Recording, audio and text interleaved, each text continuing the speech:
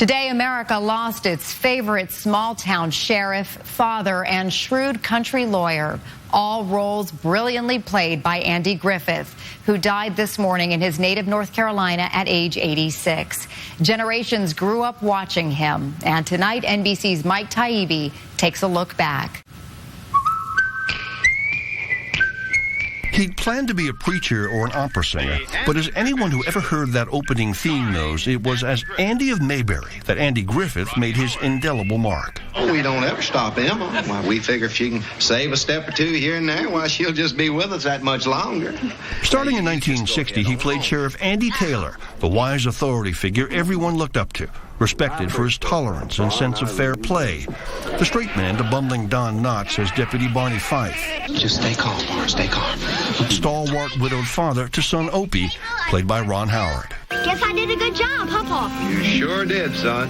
Somehow, in the raucous 60s, the Andy Griffith Show thrived, a comforting serving of small-town America, where values were clear, common sense ruled, the distinction between good and evil unmistakable. Now, Opie, I want you to understand, ordinarily, I don't approve of doing things behind folks' back. I get it, Pa.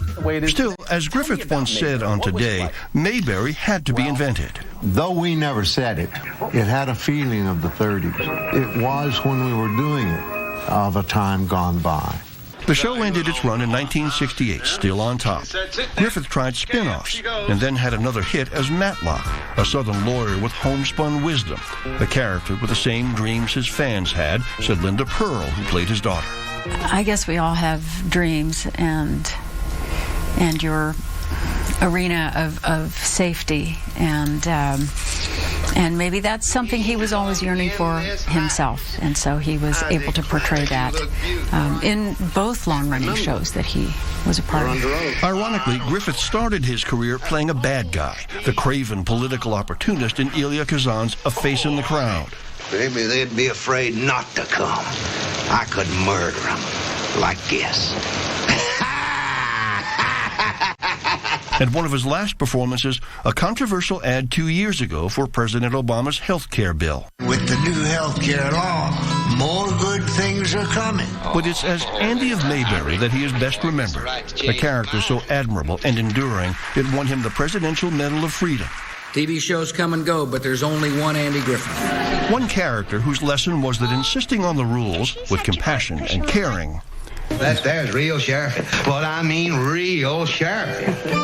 Can always win the day. Mike Taibbi, NBC News, Los Angeles. As you probably know, Ron Howard, who we just saw in Mike Taibbi's report, is a longtime successful film director, but it was that role as Opie in the 1960s that gave him his start in the business at age 5.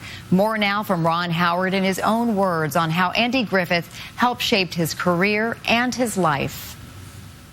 Andy, as a person, just sort of brought a smile to my face because he got a lot of joy out of what he was doing.